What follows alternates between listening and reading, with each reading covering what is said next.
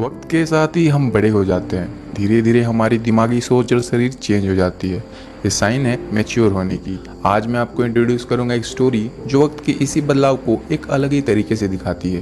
ये स्टोरी है blew my mind. मियाँ एक छोटी फैमिली में रहती है, सिंपल और हैप्पी। बचपन से ही उसे समंदर से बहुत लगाव था। वहाँ खेलना उसे बहुत पसंद रहता है। वो अक्सर समंदर को यूं ही घंटों तक देखा करती। ऐसा लगता था मानो समंदर की उस गहराई में उसकी कोई एक राज छुपी हो। पलक झपकाते ही मियाँ अब 16 साल की हो चुकी थी। जब मियाँ एडल्टहुड में एंटर कर रही थी, मियाँ की फैमिली शहर में मूव करते हैं उसके फादर की काम की वजह से। ये उसके लिए मुश्किल था क्योंकि वो एक इंट्रोवर्ट थी जो किसी से ज़्यादा बातचीत करना पसंद नहीं करती। इसलिए मियाँ को इस नई जगह बहुत अकेलापन महसूस होता है। नए स्कूल में उसे एक लड़के से प्यार हो जाता है। उसे प्यार महसूस होने लगा था। घर पर वो अक्सर ही अपने पेरेंट्स से झगड़ती रहती। मियाँ की बॉडी भी स्ट्रेंजली चेंज होने लगती है। पानी पीते वक्त हम देखते हैं कि वो पानी में बहुत नमक मिला लेती है। बस इतना ही नहीं, उसे अब कच्चा मांस खाना पसंद था। वो उसे कंट्रोल नहीं कर पाती और फिश टैंक में रखी उसकी मदर की पेट गोल्डफिश को सीधे अपने मुंह में डालकर उसे खा लेती है। जल्दी उसे अजीब फील होता है और वो टॉयलेट में उल्टी कर देती है। स्कूल में मियाँ इस अकेलेपन को दूर करने के लिए कुछ नए दोस्त बनाना चाहती थी। जानबूझकर ही वो कुछ शरारती बच्चों को ढूंढती है, एक रिच लड़कियों का एक ग्रुप। वो उनसे कहती है कि मैं भी तुम्हारा ग्रुप ज्वाइन करना चाहती हूँ, जिस पर पहले तो वो लोग उसका मजाक उड़ाते हैं और बाद में उसे मना कर देते हैं। इसके बाद मियाँ अपने घर में झूठ बोलने लगती है और बाकी लड़कियों के साथ मिलकर पिकनिक पर जाती है। वहाँ से वो लोग सुपरमार्केट जाते हैं जहाँ पर मस्ती के लिए वो लोग मिलकर चोरी करते हैं। वो लोग स्मोक करते हैं और मिलकर शराब भी पीते हैं और फाइनली मियाँ इनके ग्रुप में शामिल हो जाती है और उनकी दोस्त बन जाती है। लेकिन अब उसकी बॉडी भी चेंज हो रही थी। वक्त के साथ ही ये चेंजेस और भी अजीब होते जा रहे थे। आज मियाँ के रिश्तेदार उससे मिलने पहली बार आ रहे थे। मियाँ थोड़ी नर्वस थी। नहाते वक्त मियाँ सडनली नोटिस करती है कि उसके पैरों की उंगलियां अजीब तरह से आपस में चिपक गए थे। चाहे वो कितनी भी कोशिश कर ले, उसकी उंगलियां अलग नहीं होती। अब क्योंकि गोल्डफिश टैंक में नहीं था, मियाँ की मदर गुस्सा होकर मियाँ को थप्पड़ मार देती है। मियाँ अपनी मम्मी से गुस्सा हो जाती है और उनसे अपने शरीर में हो रही इन अजीब चीज़ों के बारे में कोई बात नहीं करती। वो अकेले ही डॉक्टर के पास चली जाती है। चेकअप के बाद डॉक्टर उससे कहती है कि इस तरह की उंगलियों का चिपकना बहुत ही कॉमन है और एक माइनर सर्जरी करनी पड़ेगी, जिसके बाद उसकी उंगलियां नॉर्मल हो जाएंगी। डॉक्टर सर्जरी के लिए तैयारी कर ही रही थी कि मियाँ अचानक से उठकर वहाँ से भाग जाती है। वो नहीं चाहती थी कि सबको इस बारे में पता चले, सब उसे मॉन्स्टर कहेंगे। इसलिए वो खुद ही बैंडेजेस और एक कैंची खरीद लेती है उसकी उंगलियों को अलग करने के लिए। बहुत दर्द सहकर वो अपनी उंगलियों को कैंची से काट कर अलग कर लेती है।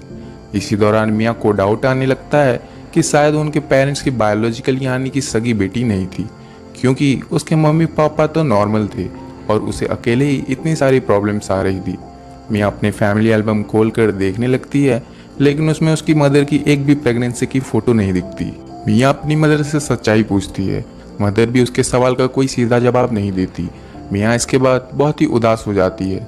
चेहरे पर बहुत सारा हेवी मेकअप करके वो अपने दोस्तों के साथ क्लब में पार्टी करने चली जाती है ताकि वो सब कुछ भूल जाए। वो तो बस खुश होना चाहती थी, लेकिन उसके शरीर में हो रहे बदलाव अभी भी नहीं रुक रहे थे। उसे बहुत तकलीफ होने लगती है जब उसके उंगलियों के बीच में मछली जैसे छाले आने लगते हैं। सुबह उसकी स्किन भी पील होने लगती है और मियाँ ये सब अपनी मदर को नहीं बताना चाहती, इसलिए वो जल्द से उन सारी चमड़ी को ब्लैंकेट में ही छिपाकर स्कूल की ओर चली जाती है।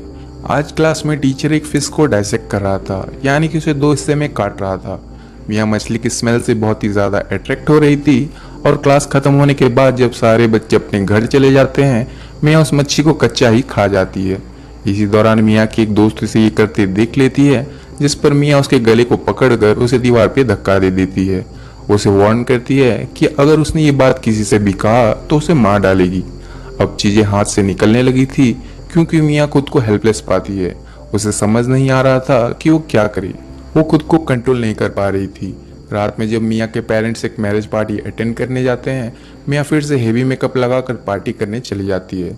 वहाँ पर उसके अमीर दोस्त अपने बॉयफ्रेंड के साथ पानी में खेल रहे थे और तभी मियाँ के पैर में फिर से छाले जैसे आने लगते हैं। उसे बहुत ही दर्द होता है और वो नीचे गिर जाती है और अकेले ही वहाँ पर पड़े हुए शराब पीने लगती है। सडनली वहाँ पर हेल्प की एक आवाज़ आती है क्योंकि उसके दोस्त ने कुछ ज़्यादा ही शराब पी लिया था। वो पानी में गिर गई थी।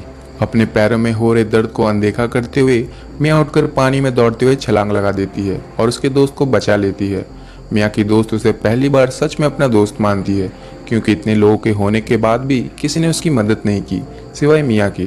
घर लौटने के बाद मियाँ देखती है कि उसके रिब्स पर स्ट्रेंज मार्क्स थे, बिल्कुल किसी मछली के गिल्स की तरह। उसके पैर भी अब पूरी तरह से काले पड़ चुके थे। मियाँ ये एक्सेप्ट नहीं कर पाती और बहुत रोने लगती है। उसे तो बस एक नॉर्मल लाइफ चाहिए थी। दूसरे दिन जब वो उठती है उसे बहुत बड़ा शॉक लगता है। उसके दोनों पैर अब नीले फिन्स में बदल चुके थे। दर्द में मुश्किल से रेंगते हुए वो बाथरूम के टब के अंदर जाती है, जिसे वो पूरी पानी से भर देती है। इस पल मियाँ पूरी तरह से शांत हो जाती है। उसका दर्द जैसे कहीं गायब हो चुका था। फाइनली वो खुद को एक्सेप्ट कर लेती है एज अ मरमेड। जी हाँ, एक जलपरी। वो अपनी दोस्त को कॉल करती है जो उसे बीच तक ले जाती है। कार में मियाँ एक आखिरी बार अपनी मदर को कॉल करके उनसे सॉरी कहती है। आखिरी वक्त में मियाँ अपनी दोस्त को गुड बाय हक करने के बाद मियाँ समंदर की उसी गहराई में तैरती चली जाती है। वो अब उस नीले समंदर में तैर रही पूरी तरह से एक जलपरी में तब्दील हो जाती है। उसे आखिरकार अपने लिए एक नया घर मिल गया था। आखिर में वो खुश थी।